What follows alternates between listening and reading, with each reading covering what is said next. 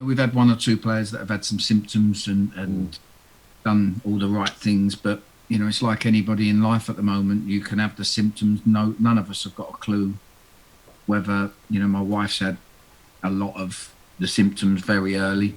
None of us know whether, you know, she just wasn't well, or whether it, because, you know, we're not going to get tested. So I think we'll all know a little bit further down the line if they get the testing done to see who has had it and who hasn't, the antibodies test. And I think further down the line we'll all work out whether we came into it or not. Yeah, and if you don't mind me asking, how is your wife doing now? Is she okay? Yeah, she's fine. Yeah, she's self-isolated. She did all that, and we went through that process as a family.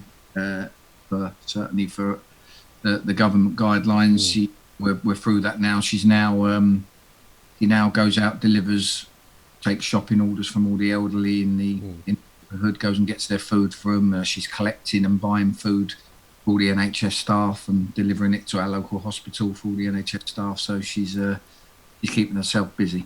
That's amazing. I was going to say you've been keeping busy as well with a couple of great initiatives that have been set up by the club. One of them where you're phoning up those that are more vulnerable and perhaps a bit more isolated to have a chat with them over the phone.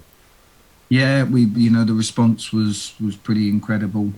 People were nominating different people that they thought would really enjoy the phone call, and I think I've probably made about 25 phone calls over the last 5 or 6 days, and I think it's important. You know, we've sort of staggered it a little bit so that there's not so many in one day. I think in my first day, I was on the phone for about an hour and 40 minutes, but lessened it day by day because you just want to be able to let the conversation flow, have no timelines on it, and enjoy the conversation. And you know, some of the fans. I mean, there's one who was a fan from 1942.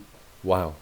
You know, and I'm in awe of that. Yeah, you know, that's amazing. I'm talking to this 80-year-old guy who's been a fan since 1942, and you know, the subject actually turned on to how does what we're going through compare to the war?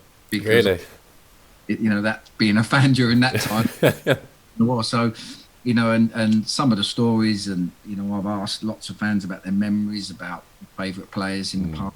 It was like back in this time supporting the club, and you know, for me, it's been really enriching. You know, there's been some tough ones in there. There's one or two that have just lost loved ones. One or two going through cancer. There's been, you know, some really, you know, not tough, but you know, you come away from that phone call quite emotionally involved, and it's something. It's just, you know, at a time like this when we're all suffering, be able to do like my wife doing the shopping for the NHS and stuff, just to be able to do something good and positive makes you feel a bit better about yourself.